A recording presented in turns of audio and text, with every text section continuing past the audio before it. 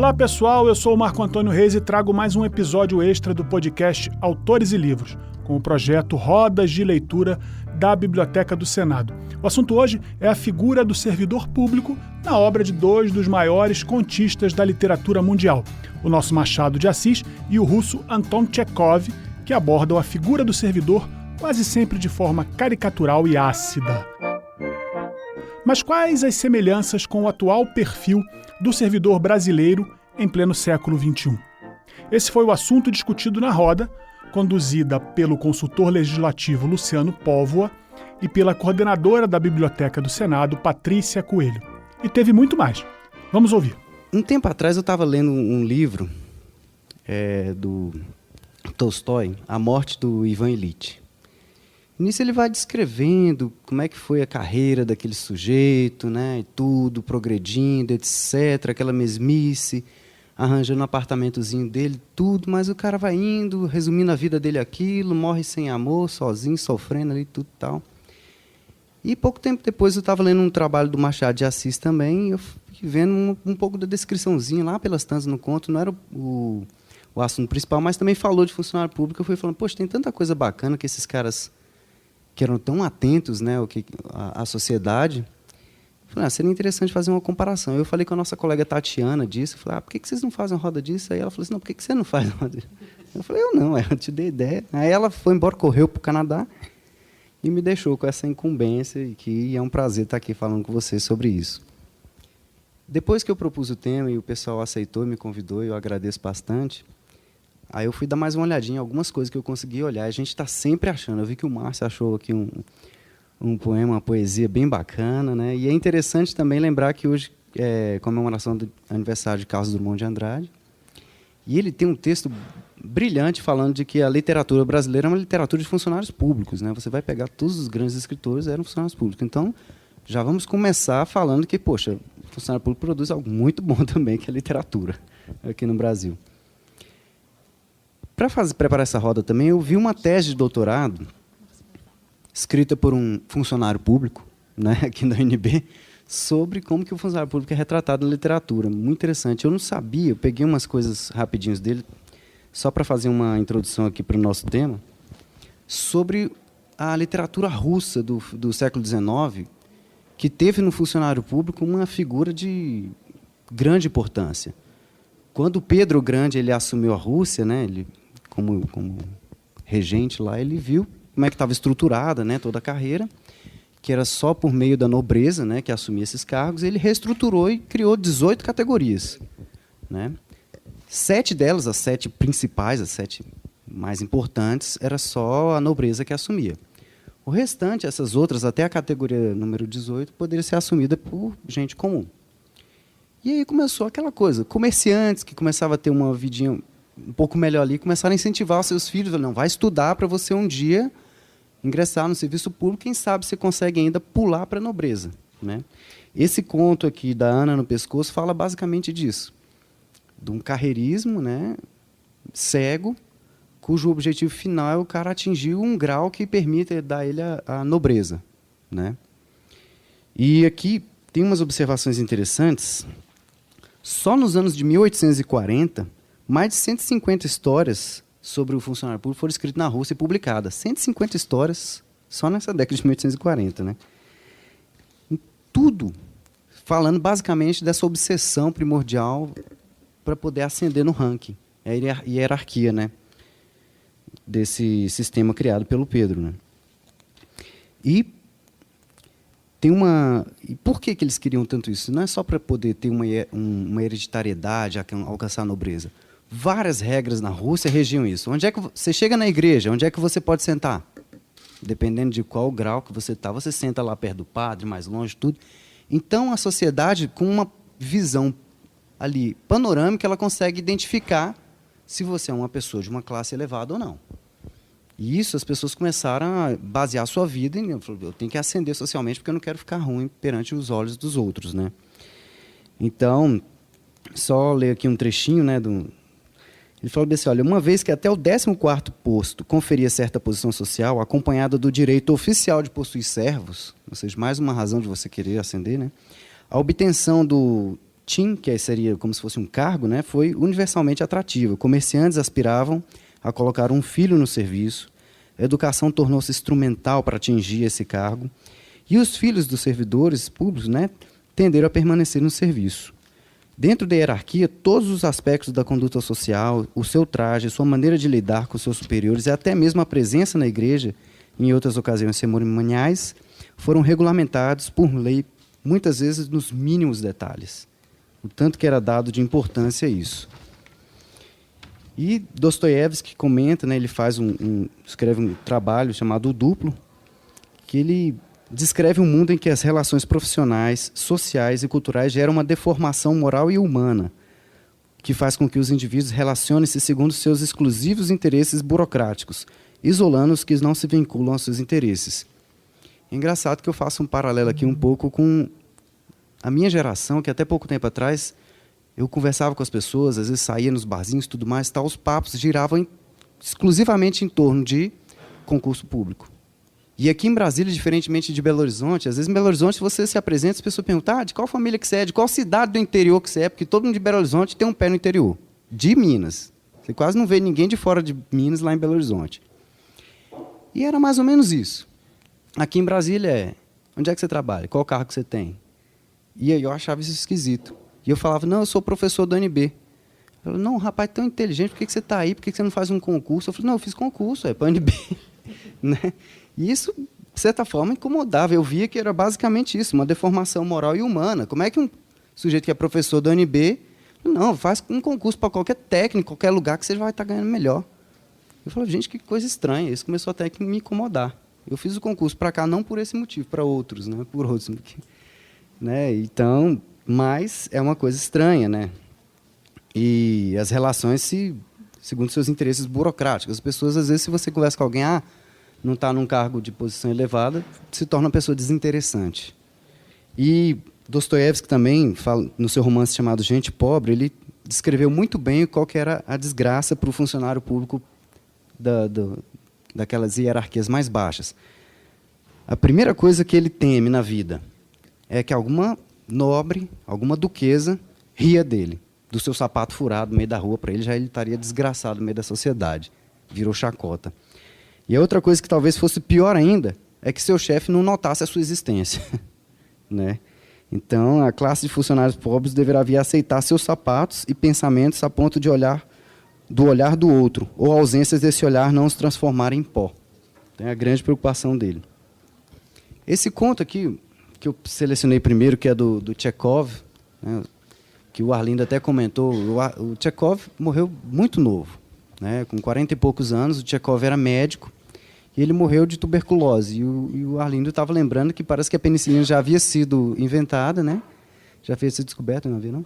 Mas era uma doença que trazia um estigma muito grande, né? Então o sujeito morre sem falar que é tuberculoso. Nesse conto, Ana do Pescoço, a grande questão é um sujeito chamado ironicamente de Modest, né, o modesto, né, vivia um sujeito extremamente avarento, que casa com uma moça muito pobre, de uma família já meio desestruturada. A mãe tinha falecido, sobrou o pai virou um alcoólatra, e ela naquela pobreza, e as outras mulheres da vizinhança falaram assim, por que você não arranja um casamento com um funcionário rico, né, para melhorar a sua vida?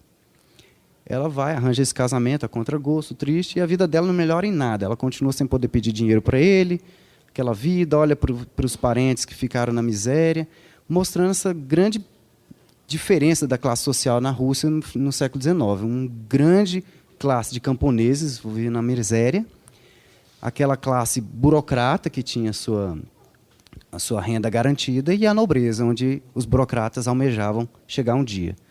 E esse conto é justamente mostrando do sujeito uma caricatura dele, do funcionário público, obeso, letárgico, né, desinteressante, sem nenhuma alma, né, sem nenhum amor, parece por nada, a não ser subir, ascender nessa hierarquia. E a moça, jovem, com todo um futuro pela frente, mas sendo, de certa forma, engalfinhada por esse ambiente, né, e ficando num dilema entre ajudar a família, como poderia ajudá-la e tudo mais tal. E aqui é interessante que ele mostra como é que foi a transformação dessa moça ao longo do conto, de uma pessoa que tinha os seus medos. O grande medo dela era do diretor do colégio. personificação do grande medo dela e do imperador, né? E no final do conto, o imperador já está batendo na porta da sua casa, querendo convidá-la para tomar um chá e alguma coisa, porque ela se destacou num baile, dançando e tudo mais e tal, colocando, e a sua beleza também, né? E aqui ele fala bastante no final, uma questão que eu acho bem interessante, que ela, depois que conseguiu ter a sua, como se diz assim, sua autoestima ser elevada, né, ela já olha para esse funcionário público que ela tinha certo medo, já olha para ele com desprezo. Né, e na hora que o imperador acaba de sair da casa dela, convidando para sair alguma vez, ela olha para ele e fala assim, sai daqui, seu bobalhão, seu sujeito. Mas no final o cara consegue o que quer, que é a Ordem de Santana, que confere a ele um grau de nobreza, embora não hereditário ainda, né, ele só conseguiria depois que ele passasse para o último grau. E ele todo feliz, né, sendo que no início ele fazia uma reprimenda para a moça, olha, não venha ser em meu pescoço mais uma Ana, né, porque o imperador conferiu essa ordem para um sujeito há uns anos atrás e falou assim, agora você tem 2 Anas no pescoço, né, a ordem e a sua esposa que chama Ana, que está aí te aporrinhando a sua vida. E no final, essa Ana que conseguiu dar a ele a ordem, né? Conseguiu fazer com que ele chegasse a esse final. Então, eu achei interessante selecionar esse conto, que mostra bem essas diferenças das classes sociais na Rússia e esse carreirismo desenfreado, retratando um personagem aqui que é o servidor público, um personagem sem alma, né? Subserviente, que deixa toda a sua moral toda de lado apenas para conseguir o que quer. Né? E agora, queria saber se alguém tem algum comentário para fazer sobre isso, antes que a gente passe para outros, que senão... Bom, é Mônica que fala, não é? Sobre esse conto especificamente, eu fiquei muito zangada com ele, não é? E depois, num segundo momento, com ela, porque ela vira as costas para a família, não é? Para o pai, para os irmãos, começa a ter uma vida mais desregrada, indo para festas, etc. Apesar de ter sido um casamento de conveniência, não é, tanto para ela quanto para ele, é uma situação assim bem complexa. E o outro que você ainda vai falar, né, eu fiquei zangada com o Tchekov. É bem interessante. Só antes, pode passar o microfone para o Arlindo lá. Bem interessante que você pode ler também, você vê assim que você fica um pouco menos zangado, porque ela começa a chegar no jantar com a família e sentir que a família está julgando ela. Ela falou, poxa, eu vim para cá para poder salvar meu pai, né, de não ser demitido, tentar ajudá-los, e agora eu estou sendo julgada por eles. Aí você começa a entender por que ela... Então é bem interessante como é que ele constrói os personagens aqui, quando a gente vê os meandros. Né? Na primeira leitura eu não tinha visto isso, não. Na segunda que eu fui ver também.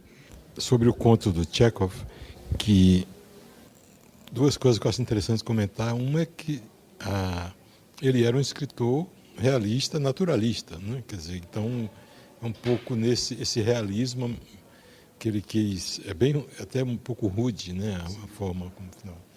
E um comentário que foi feito sobre ele em geral, mas que cabe bem a esse conto, que foi por Virginia Woolf, que dizia que na Inglaterra do tempo dela o conto tinha começo, meio, fim e um recadinho, como se fosse uma lição de moral. E nos contos do Tchekov, ela dizia assim, mas é isso, acabou? Cadê o fim? Eu ficava esperando que tivesse fosse até o final e que tivesse um fecho, uma conclusão, o que desse um recado, uma mensagem. E ela ficava à espera disso e nunca tinha. Nos contos dele não tem. Né? É a genialidade dele. Ele introduziu essa arte de você fazer com que o leitor concluísse. E o conto passa a ser do leitor também. Então, por isso que ele começou a ser tão... só lembrando um trechinho aqui que eu achei de uma ironia terrível, né, do Tchekov. Que ele fala que à noite o marido dela ia jogar cartas, né, entravam as pessoas, tudo mais e tal, e as mulheres, durante o jogo, as mulheres funcionários se reuniam, todas elas feias, vestidas com mau gosto, mal educadas como as cozinheiras. E tinham início os mexericos, também feios e de mau gosto, como as esposas dos funcionários. Eu falei, o sujeito era uma língua ácida, né? Se ele mordesse a língua, ele morria envenenado. Então, acho interessante a gente passar aqui, então, para começar a fazer um paralelo, para o caso do Machado de Assis, que é o caso Barreto, né? Que não traça um perfil tão grande assim do funcionalismo público, em geral, como a gente pode perceber em Chekhov, que fala das hierarquias e tudo, até da sua aspiração máxima, que é atingir um posto maior. Fala de um sujeito indolente, que é o Barreto, que era um amanuense, que, para mim, fica praticamente uma metáfora daquela parte mais enfadonha do serviço público. O sujeito que tem ali que praticamente fazer uma cópia, ele não está exercendo nada da criatividade dele, até que o poema que o Márcio vai ler para a gente depois, né? Assim, olha, esse tédio de eu ter que fazer uma coisa burocrática, regimental, etc., e enquanto eu não posso exercer minha criatividade. E esse conto ele é muito bem construído, porque você vai vendo que o Machado, ao invés de falar assim, olha, o sujeito tinha uma cópia para fazer, mas foi num baile no dia anterior. Ficou no baile até 2 da madrugada e tinha que acordar cedo. E o sujeito era boêmio. Você imagina, o sujeito perdeu a hora, né? Mas não, o sujeito acordou cedo, encafifado. Porque, de alguma forma, foi plantado na cabeça dele, durante esse baile, a ideia de casar. E de se apaixonar. E ele, de certa forma, ele começa até a escolher por quem que eu me apaixonaria nesse baile, né? Ele fala, até pela noiva ele cogita. É bonita, tem um nome bonito, né? E tudo tal. Mas tem outro que tem um nome meio esquisito, né? Ermelinda. Mas ela tem um papo legal, né? E tudo mais, tá? Família boa, etc. Ele começa a falar disso.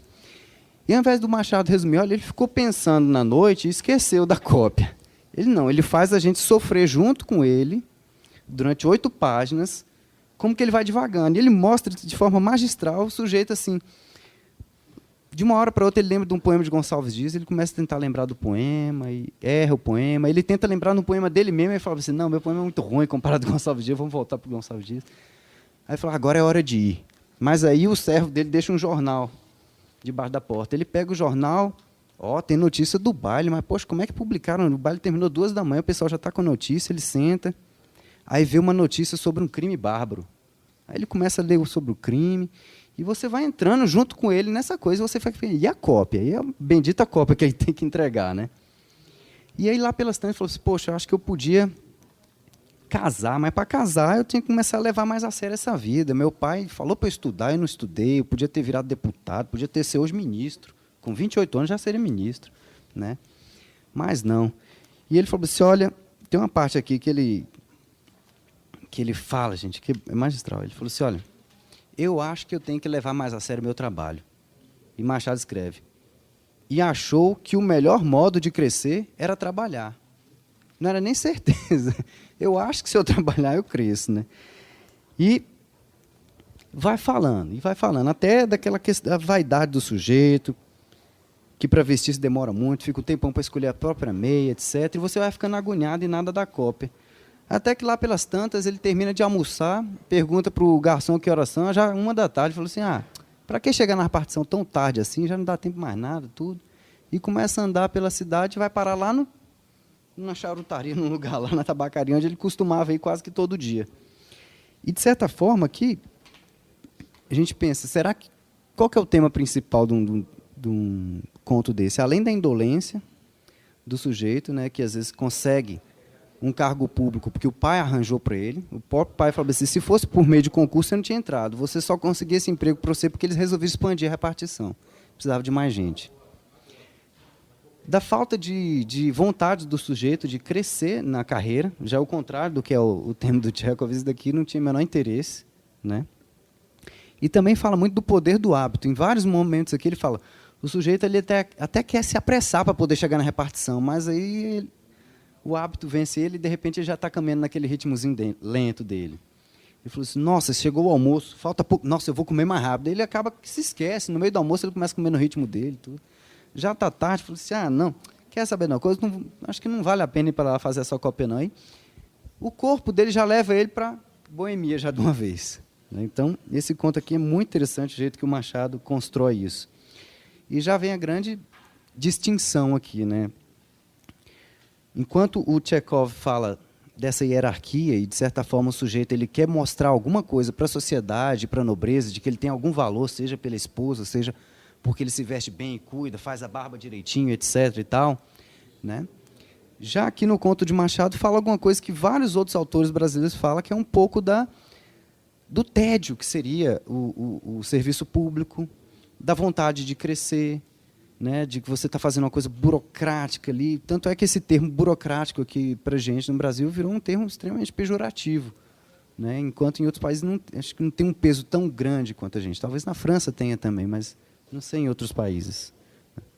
Eu achei aí que o nosso servidor modelo, né, aquele que gente, não tá merece a plaquinha, né, de servidor do mês, ele é um procrastinador, não é? Sim. E eu lembrei, assim, por alto, do Macunaíma, né, que eu acho que é aquela coisa do brasileiro, da preguiça, porque ele tem aquela coisa do preguiçoso, que não quer fazer nada, acorda tarde, demora fazendo, não é, as coisas simples, tomar um café, se organizar para sair, leva horas escolhendo a roupa que vai para o trabalho, no final ele nem vai ao trabalho, não é? Então, é uma pessoa que não tem objetivo na vida, não é? E aí eu não sei se esse é só um problema da figura do servidor, não é? No caso, eu acho que o fato dele ser funcionário público aqui é talvez uma solução, como diria o Carlos Drummond, não é? Mas é uma coisa do ser humano, né? Da figura do brasileiro, aquela pessoa que, né, meio preguiçosa, que não tem muita vontade de fazer as coisas. E, por acaso, era funcionário público, então, pelo menos, não ia morrer de fome, a não ser que ele fosse demitido, né? Eu não sei se tinha estabilidade naquela época. O Machado, o próprio servidor público, com um emprego que resultou de uma indicação do Manuel Antônio de Almeida, o escritor também, que era o diretor da imprensa nacional naquele período da Moreninha, né? Sargento de milícias, né? Aliás, milícia também na época, né? Bem atual o nosso sargento.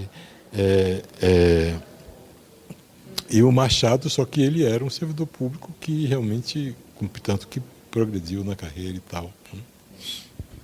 Aliás, como tantos outros servidores. O Drummond, que foi chefe de gabinete do Ministro da Educação, né? Capanema. Sou Tairone.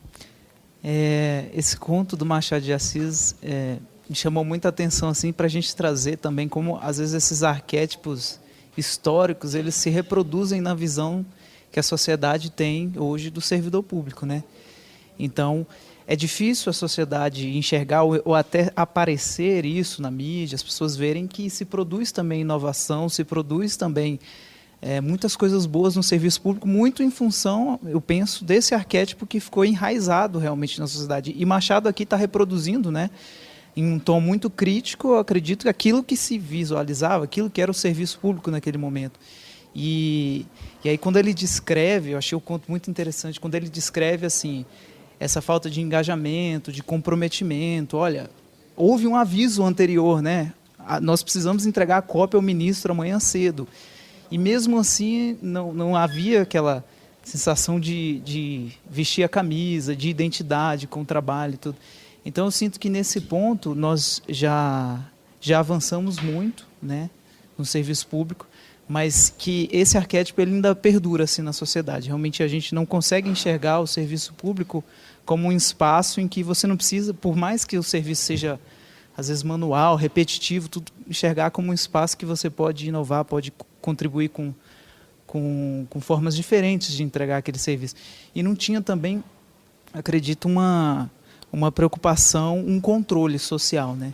Então, como ninguém via essas situações de, olha, perdemos um prazo importante, o Brasil deixou de fazer tal coisa, ou a gente está perdendo oportunidades. Como isso ficava muito no oculto, a sociedade não via isso assim muito visível, né, ficava mais fácil essas práticas perdurarem, né? Então, acredito que Machado nos permite entender um pouco de algumas visões que ainda perduram hoje também sobre o serviço público.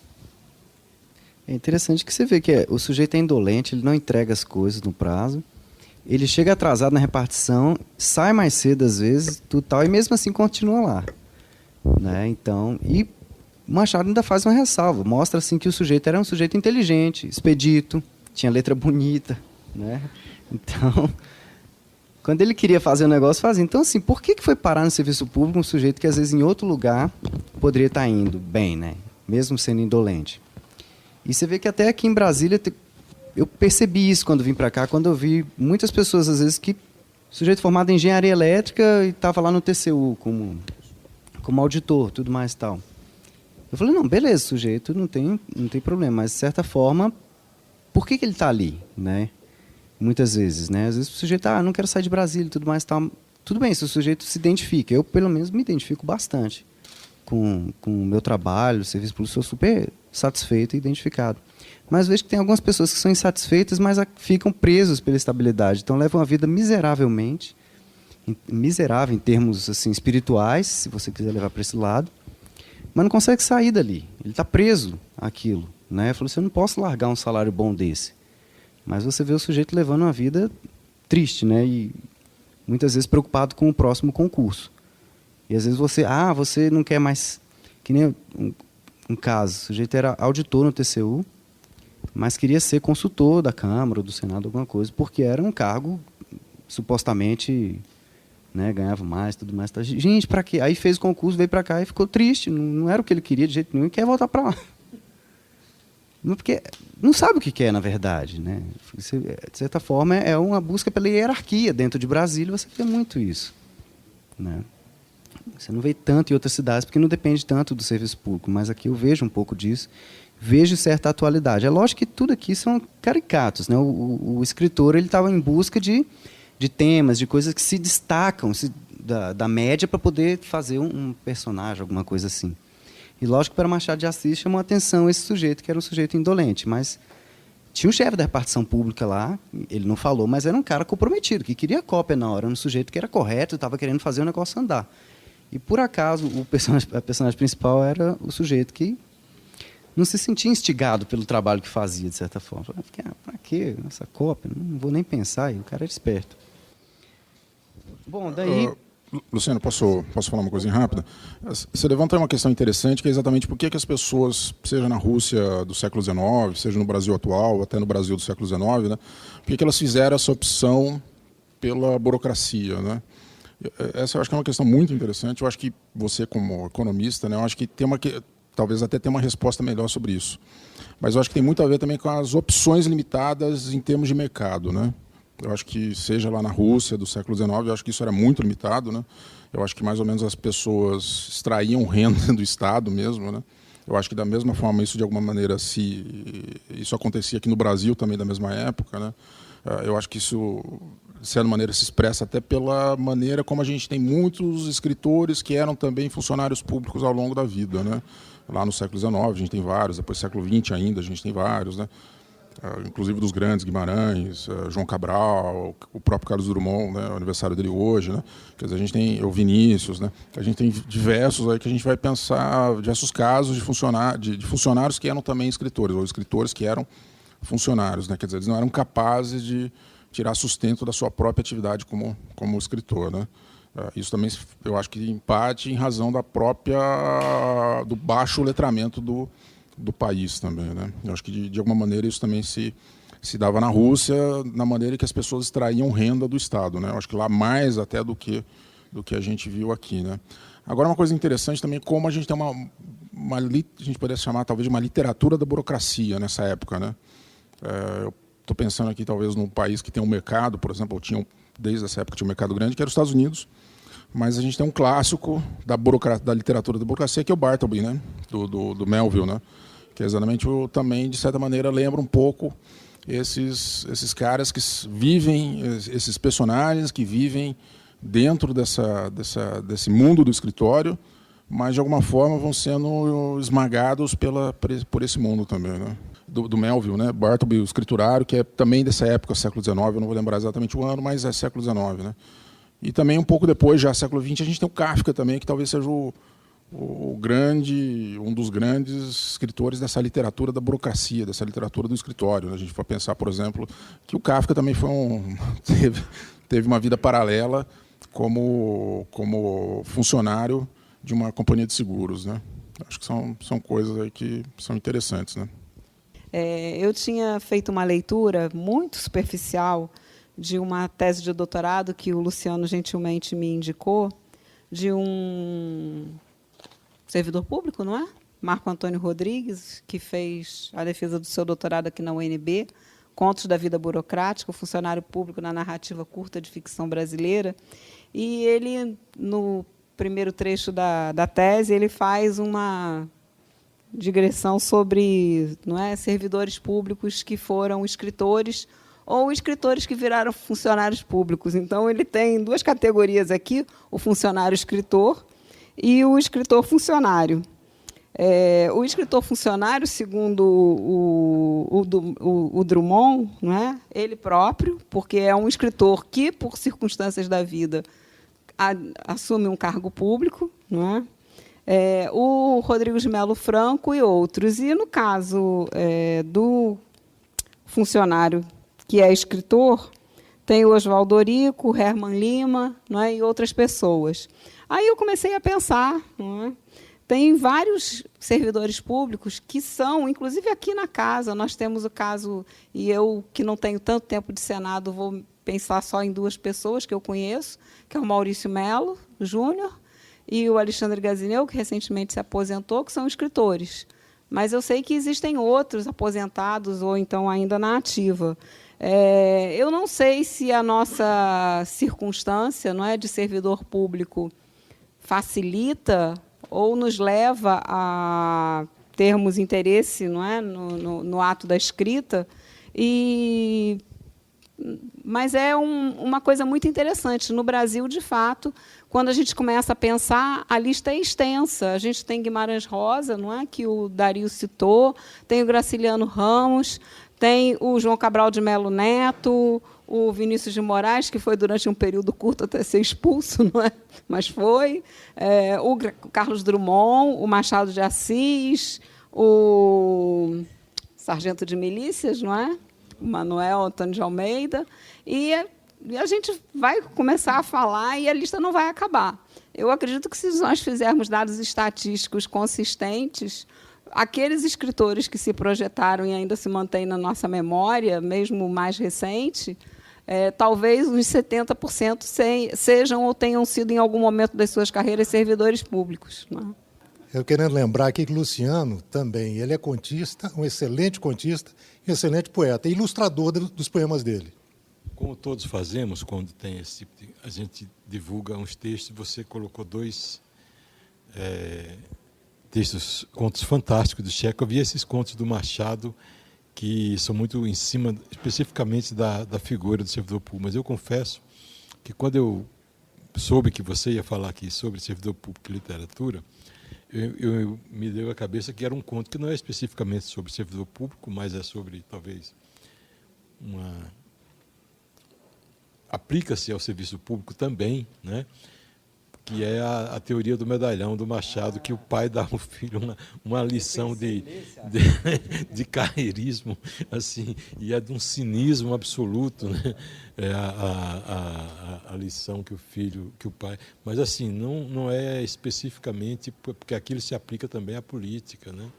A vida social na época. Tal, a teoria do medalhão é fantástico. Eu pensei nele também, mas quando eu fui lê-lo novamente, falei assim, não, mas não era específico sobre o servidor público, mas assim, aplica-se ao serviço público, aplica-se a se dar bem na vida, e é de um cinismo fantástico. E outro também que eu tinha pensado era do Espelho, do Machado de Assis, que era um oficial, né, e tudo mais, tal, que vivia da bajulação, né? E quando não tinha mais ninguém para bajular, ele ficou na fazenda sozinho, ele foi lá e vestiu a farda, olhou no espelho e se sentiu bem, né? Mesmo sozinho. Bom, voltando aqui agora para o Chekhov, ele tem um conto aqui que é A Informação, que, resumindo, é a má vontade do servidor público de entregar o que ele precisa entregar para um civil, né? Ele queria apenas um sujeito, um fazendeiro. Ele pega logo um fazendeiro, sujeito bruto, lá na Rússia, né, que está lidando o tempo todo, que está lá no campo, precisando ir na zona urbana, precisar de um serviço extremamente abstrato, que é uma cópia e uma informação, e o sujeito, que é o servidor público que está lá, que precisa entregar essa cópia, finge que ele nem existe. Aí o fazendeiro, por favor, preciso de uma informação, e o sujeito está lá continuando fazendo a cópia, espanta uma mosca, nem dá fé que o fazendeiro está ali. Até que ele vai lá e deixa uma nota de 1 rublo lá perto do cara. E aí o sujeito pega o livro dele, tira de lado, assim, ignorando. Aí você não sabe, será que o cara é correto, né? Não quer nem saber tudo, e continua ignorando. Ele vai ignorando na segunda tentativa, na terceira. Até que o porteiro fala para o senhor, dá mais dinheiro para ele. Eu falei, mas já dei, não, dá mais. Aí eu fui lá e dou 3 rublos para o sujeito. Aí o sujeito acordou. Meu amigo, você quer uma informação sobre não sei o quê? Não, vem cá, senta, toma um café, tudo, vai bajulando, leva até a porta da repartição, está descendo, bajulando tanto que o cara se sente compelido até dar mais 1 rublo para ele. Toma mais um aqui, me deixa. Tudo. E como é dos contos do Chekhov, que a Virginia falou, ele saiu da repartição, olhou para o tempo, limpou o suor da testa e foi embora. Ou seja, o final tipo do Chekhov. Você falou, e aí, acabou assim.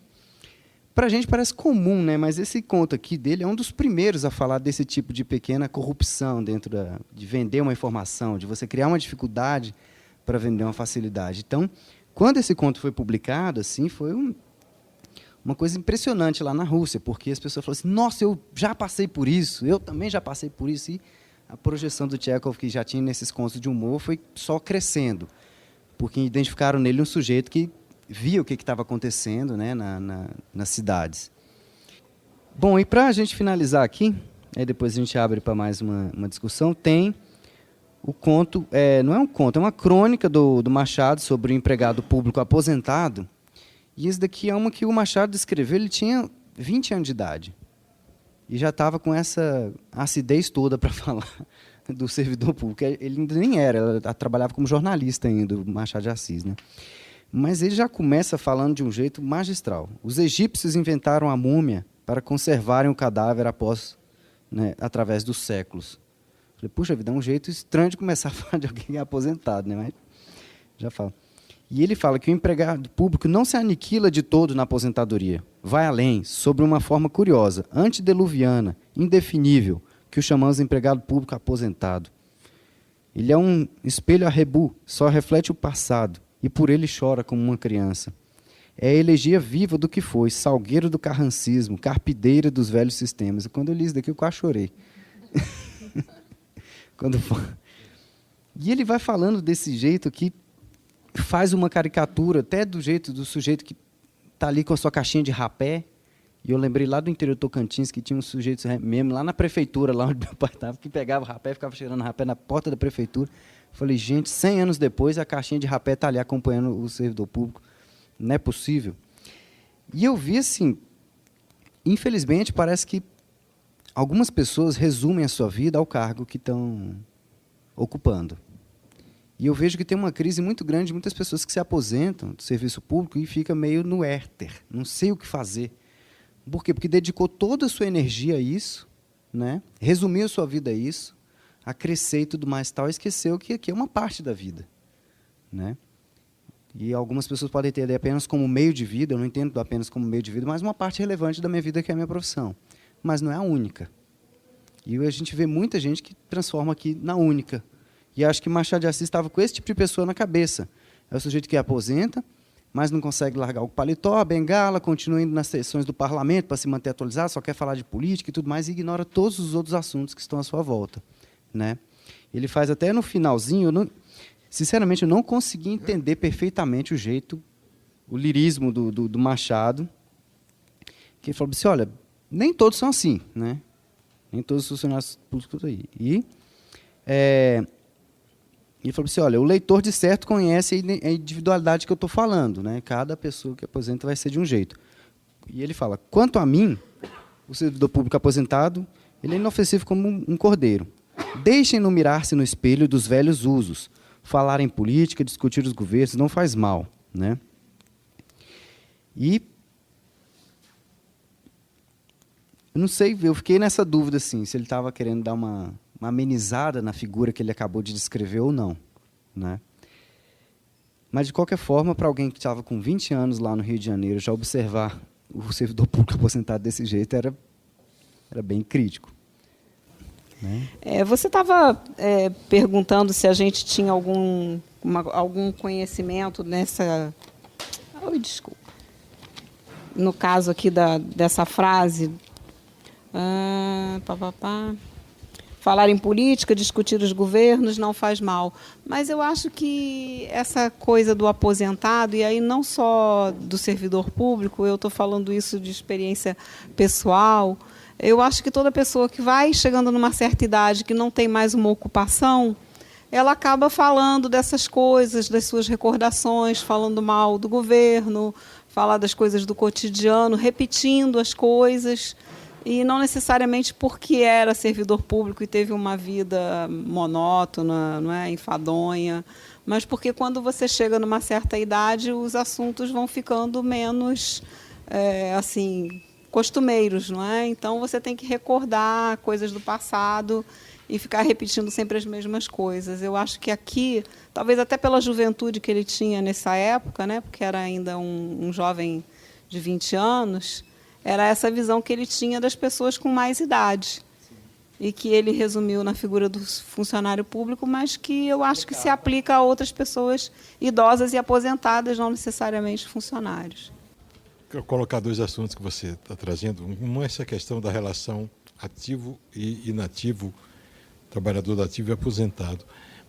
Como ela mencionou, há a mesma coisa na área privada. No Japão, é o caso dos caras que são tão dedicados ao trabalho, empresário de empresa privada, depois que aposenta, ele quase que não consegue se afastar, até fisicamente, do lugar, daquela fábrica, daquela empresa privada mesmo, onde ele dedicou a vida, então é a relação deles com o trabalho. Né? Outra coisa interessante, focando aqui no Brasil, é a questão do tamanho da máquina estatal em relação com outros países, especialmente na Europa, né? Porque todos nós achamos que no Brasil a máquina estatal é imensa e ela é desproporcional e é exagerada e tal e tal. Certamente meio disforme, com certeza. Mas, só para ficar na informação básica, no Brasil, todos os servidores públicos, federais, estaduais e municipais, mais ou menos 10% da população economicamente ativa, né? 10%, 1 em cada 10. Na Europa, a média é superior a 20%. E nós aqui temos a visão de que é um absurdo, porque deve haver alguma má distribuição do servidor público dentro da estrutura econômica do país. Certamente há muita má distribuição, porque nós não teríamos essa ideia. Não é? Na Europa, você vê a Inglaterra, que é o país que teve 300 reformas liberais, é mais de 2 vezes, proporcionalmente, a quantidade, proporcionalmente ao conjunto dos trabalhadores, de servidores públicos em relação ao Brasil. Na França, a Alemanha, nem falar, porque são estados burocráticos. Se for na Escandinávia, são 3 vezes. Noruega, Dinamarca, Finlândia, Suécia, mas aí são estados que arrecadam uma quantidade enorme de imposto, estado de bem-estar, não é? Então, 30% da população trabalha para o Estado. E aqui no Brasil é isso, são 10%. E a impressão que todos nós temos, mesmo assim, é que há alguma forma de organização desses trabalhadores que, aos olhos nossos, e agora aos olhos da opinião pública, da sociedade, parece que é muito mais do que não é? Eu não sei se é por conta da necessidade que a gente tem que se deparar o tempo todo com algum tipo de serviço público, algum tipo de carimbo que precise, né, toda hora, para fazer as coisas mais simples, talvez, e da demora para sair alguma autorização. Talvez isso faça com que tenha entrado na nossa mente essa caricatura também, né? Talvez seja algo assim, mas eu não tinha noção desses dados, não. Os países, então, tem pouco. Também tem a visão, assim, acho que até umas 2 gerações atrás, todo mundo tinha um pouco um pé no interior. E no interior você vê que o peso do funcionalismo público é muito grande, né? Às vezes acontece, quando tinha crise econômica no início da década de 80, o que segurava a cidade era a prefeitura. E quando a prefeitura atrasava o salário dos funcionários, o comércio entrava em pânico, porque se a prefeitura não está pagando, acabou a cidade, né? Então, assim, quem tinha crédito era servidor público. Essa proporção de servidores públicos que eu falei, a população econômica ativa no Brasil são 100 e poucos milhões de pessoas, trabalhadores. Tem lá uns 12 milhões de aposentados, de desempregados, e uns 10 milhões, mais ou menos, de servidores públicos. 7 nos municípios. Quer dizer, você tem a quantidade... Não, desculpe. Nos municípios, chega a 70%. Quer dizer, na União e nos estados, a quantidade de servidores públicos não é tão grande quanto é... São 5.568 municípios. Né?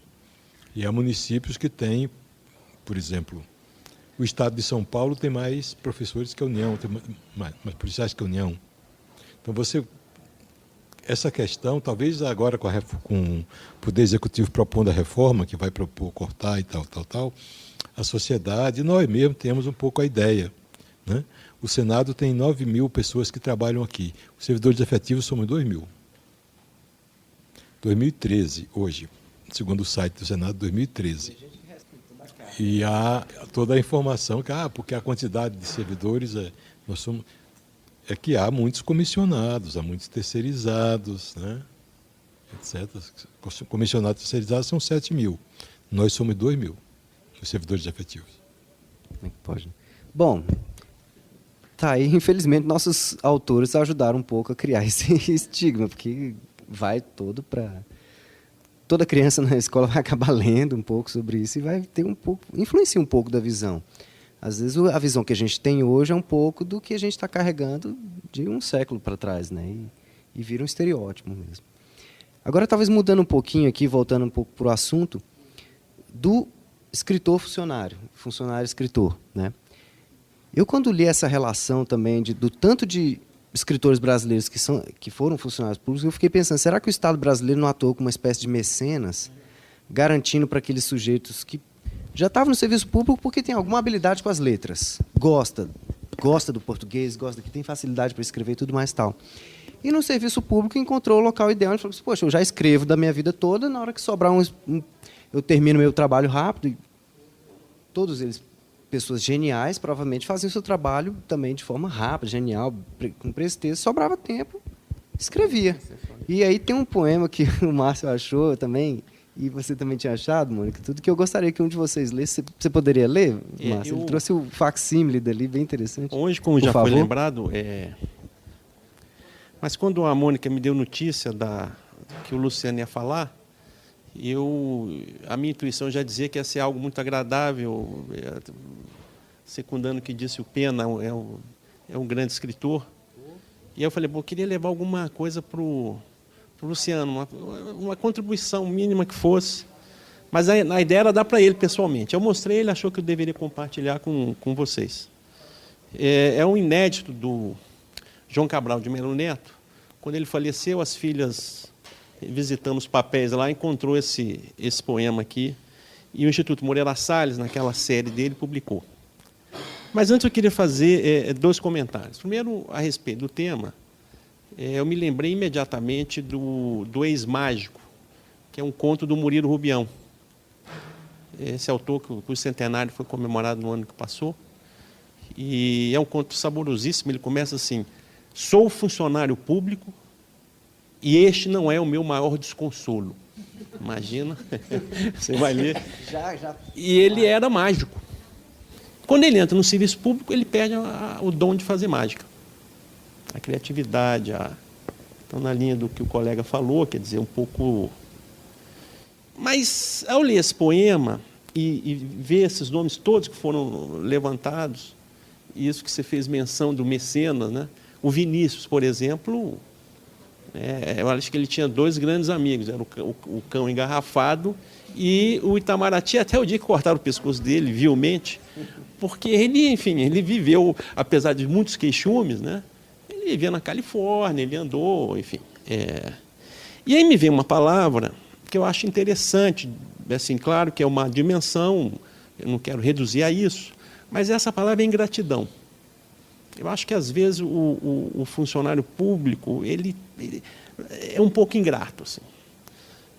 Uma vez me convidaram a participar de um concurso público no UNB para professor. Eu falei, são quantos os candidatos? São 28. Eu falei, bom, eu vou ter 29 inimigos e um ingrato. Porque o que for aprovado, ele vai achar que ele sempre quer ser aprovado mesmo e não fim mais que obrigação. Entendeu?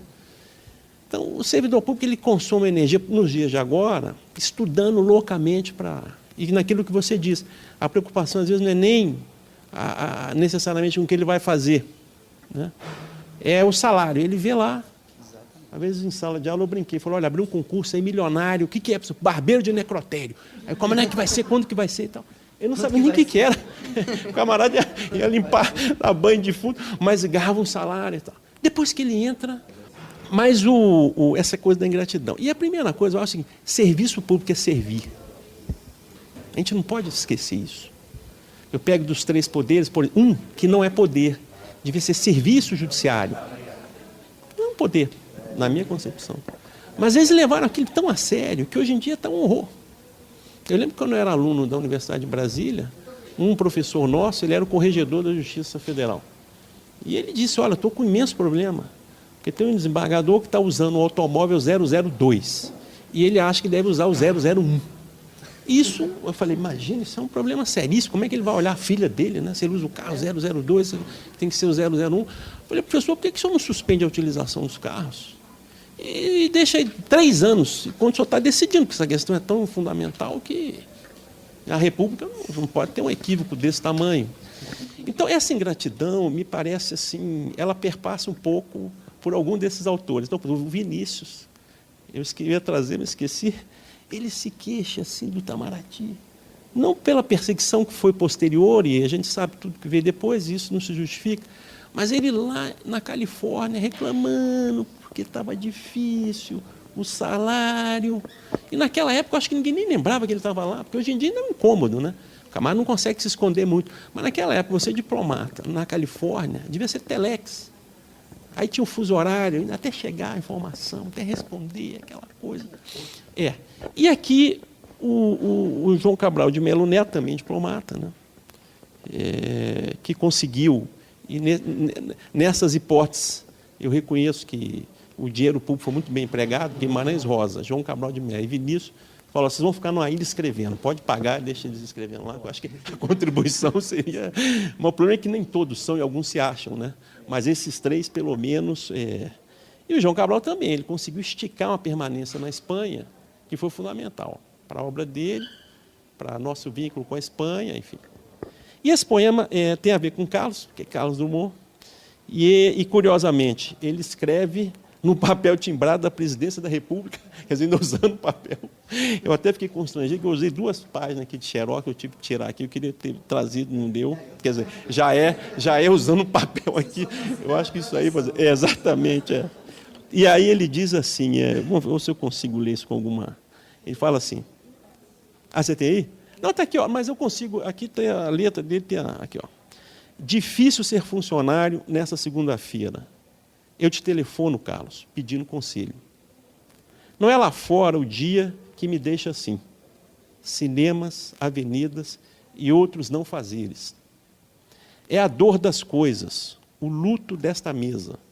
É o regimento proibindo assovios, versos, flores. Eu nunca suspeitara tanta roupa preta, tão pouco essas palavras funcionárias sem amor. Carlos, há uma máquina que nunca escreve cartas. Há uma garrafa de tinta que nunca bebeu álcool. E os arquivos, Carlos, as caixas de papéis, túmulos para todos, os tamanhos do meu corpo. Não me sinto correto de gravata de cor e na cabeça uma moça em forma de lembrança. Não encontro a palavra que diga a esses móveis, se as pudesse encontrar, fazer seu nojo meu. Carlos, dessa náusea, como colher a flor? Eu te telefono, Carlos, pedindo conselho. Eu achei lindo, mas é ingrato um pouco, porque ele está tão queixoso aqui das coisas, e isso é uma vertente que eu sinto assim. Eu passei muitos anos na iniciativa privada, eu acabei, por uma série de circunstâncias, entrando no serviço público aqui. A sorte comigo foi muito generosa. Eu fiz 2 concursos, esse e um anterior, que era para o Banco Central, que à época tinha a prova de datilografia. E eu fui reprovado, era eliminatório, graças a Deus. Senão eu ia estar lá provavelmente marcando na parede os dias que tinham que passar, porque na realidade eu não queria. Então eu vejo assim, muito interessante essa comparação, né? Rússia, Brasil, muito certamente França também, certamente a Alemanha, né? Os escandinavos. E nos dias de agora, quer dizer, que nós estamos tendo que repensar um pouco. Porque eu sou contribuinte, sou cidadão. E às vezes eu preciso do serviço público. E o que a gente recebe, se a gente for fazer uma autocrítica, e todas as vezes eu falo, será que eu estou desempenhando bem meu papel? O que eu posso fazer para melhorar? Porque, assim, isso é um ônus grande para o Estado, para o contribuinte, para todos, e para a gente tentar reverter um pouco essa ideia, essa coisa do funcionário público inepto, do funcionário público. Mas é difícil. Segunda-feira agora foram cortar uma árvore lá perto da minha casa, tinham 25 pessoas da Nova Cap para cortar uma árvore. 5 fiscais. Uma coisa que você fala, gente, mas para cortar essa árvore, esse multidão de gente aqui e tal. Então, assim, eu não sei se daqui mais 100 anos, como é que os autores vão estar escrevendo. Né? Muito provavelmente vão estar lendo os contos do Luciano. Não sei se tem alguma coisa aí de funcionário público por aí, mas é muito interessante. Eu até falei, isso é um desafio grande. Eu não me lembrava de nada do Machado, muito elogioso. Essa lembrança que ele também foi funcionário público, né, e todos os grandes. E é isso, então agradeço imensamente a sua contribuição, a iniciativa da biblioteca, que eu acho muito válida. Né? Queria fazer um pequeno apêndice aqui sobre essa questão do serviço público, que me veio à memória, porque ontem eu conversava com uma colega, sobre a questão do serviço público e tecnologia. Há um ano, eu entrei no site do INSS para pedir uma certidão do tempo de trabalho na iniciativa privada. E consegui marcar uma reunião lá na sede do INSS, na W3 Sul, 6 meses depois. 6 meses depois eu fui lá, eu dei sorte. 6 meses depois eu fui lá, esperei 2 horas, mais ou menos, 2h30, fui até recebido por uma pessoa que abriu o computador, viu lá meu tempo de serviço e emitiu a certidão na hora. Essa semana, uma colega, pelo mesmo motivo, quis, no INSS, pediu uma certidão do tempo dela na privada. Disse, não há mais reunião, não há mais, é apenas pela internet. Você vai pedir pela internet, positivo, muito interessante. Só que o sistema nunca funcionou. Desde o primeiro dia que ela entrou até ontem, ela não tinha conseguido nem pedir ao INSS a certidão e nem conseguia falar com a pessoa, porque quando ela falava, era para dizer, não, entre no sistema e o sistema vai te dar todo o caminho. E ela não conseguiu até hoje sequer solicitar e quando ela conseguir solicitar, vai ter todo o procedimento semelhante, quer dizer, toda essa tecnologia, ao invés de simplificar, facilitar e tal, e ela está tendo mais dificuldades do que eu tive quando eu fui solicitar a minha certidão. Mas já foi pior, não quero, enfim, azedar a vida da gente, mas o professor Meira Pena, que faleceu recente, né, que aliás é uma figura muito interessante, ele, na aula na Universidade de Brasília, quando ele foi dar aula da Revolução Chinesa, ele falou, estava na embaixada, terceiro secretário, ele era testemunho ocular. Eu estava ali meio assim, aluno, primeiro ano, meio disperso. Quando ele falou isso, eu me ajeitei na cadeira. Falei, não, esse homem estava lá, né? Esse é testemunho ocular da história. Mas ele dizia o seguinte, quando ele se aposentou, ele tinha que receber o dinheiro, ele tinha que ir pessoalmente ao Banco do Brasil. Antes ele tinha que passar, ele optou por passar na delegacia para pegar uma certidão que ele estava vivo. Ele ia na delegacia, eu estou vivo, aí o senhor está vivo. Pegava a certidão que estava vivo, ia lá no banco, aí chegava lá, aí recebia. Bom, julho ele tinha viajado, não foi, recebeu o dinheiro de julho. Foi em agosto, passou na delegacia, pegou a certidão que ele estava vivo, foi lá receber os dinheiros dele. Aí falou, olha, está aqui, eu vim receber de agosto e julho, porque julho eu não... Falou, mas o senhor tem que trazer a certidão que o senhor estava vivo em julho. Então, assim, já melhorou alguma coisa. Que é o camarada perder a mágica.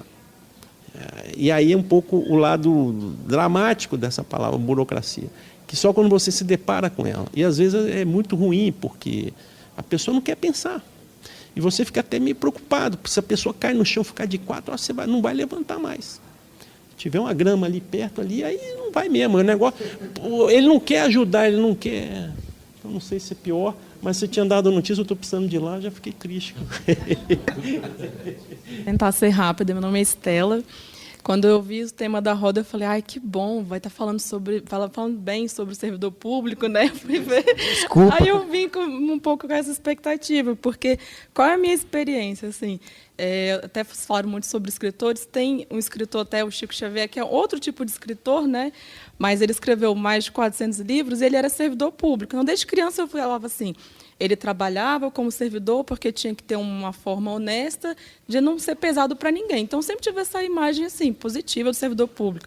Minha família, todo mundo servidor público também, funcionários dedicados e tal. E a minha mãe sempre, tem que fazer esse concurso, tem que fazer o concurso. Aí, primeira vez, eu trabalhei como estagiária na consultoria legislativa, eu trabalhava com a Edilenice lá. E muitos de vocês estão aqui, eu lembro, e sempre foram pessoas que eu admirava muito, via todo mundo sério, trabalhando muito, assim, né? Então, sempre tive essa visão do servidor público, né? Muito forte, assim. E estar aqui, agora essa semana eu fiz 10 anos de Senado como servidora agora, né? E cada pessoa que eu trabalho aqui, que eu vejo, como se dedica, né? Como leva a sério. Eu mesma tive até uma crise de exaustão, de ansiedade no começo do ano, porque eu cheguei nesse ponto de ficar vivendo só isso daqui. Eu ia para casa, o que eu posso fazer para melhorar, não sei o quê, não sei o quê. Ficava só vivendo isso o tempo inteiro. Já fui na INSS uma vez, briguei lá, falei, não, vocês precisam ir lá no Senado ver como é que funcionam as coisas, como é que pode. Mas eu gostei, só para finalizar também, muito do poema, porque acho que ainda falta um pouco disso, da gente saber como plantar essa flor aqui. Assim, eu acho que vou levar para mim, né, continuo levando essa imagem de servidor público como alguém que eu admiro, que eu sei a importância, a seriedade, e tentar levar para o meu dia a dia, fazer essa poesia, assim, talvez, no meu dia a dia, servindo, né, a população. Eu acho o servidor público, sou muito fã mesmo, então gostei demais da roda, de participação de todos. Só para complementar isso. Eu tinha 10 anos, meu pai falou, venha comigo, você vai ser testemunha aqui de algo fundamental. Aí foi lá um corregedor, um negócio assim do banco, foram numa praça, isso em Recife, e chegaram na praça, tinha um funcionário do Banco do Brasil jogando dominó, né? Dominó. E aquilo não podia, que era a imagem do banco. O cidadão não estava jogando nem dinheiro, ele estava na praça jogando, mas jogando aqui não pode. Demitido a bem do serviço público.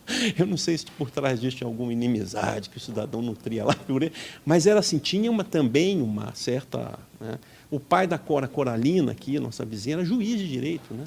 Ganhava muito mal, mas ele, eu acho, até descontava na filha, que teve um drama com o pai, enfim, mas ele era um funcionário muito exemplar, apesar de ganhar mal, como juiz naquela época, né? Ele era um servidor, ele sabia que ele estava ali, de alguma forma, para servir. Então, tem esse outro lado, eu acho que também...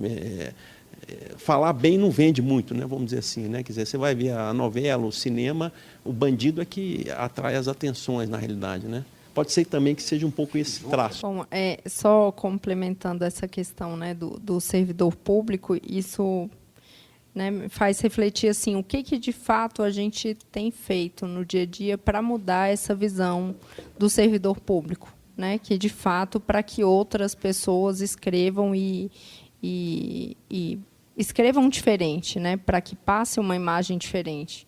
Porque, de fato, a gente vê realmente muita gente trabalhando, muita gente séria, mas o que isso tem se refletido, como é a imagem, né, que a gente tem passado no serviço público, bem nessa visão que o Márcio trouxe, de servir.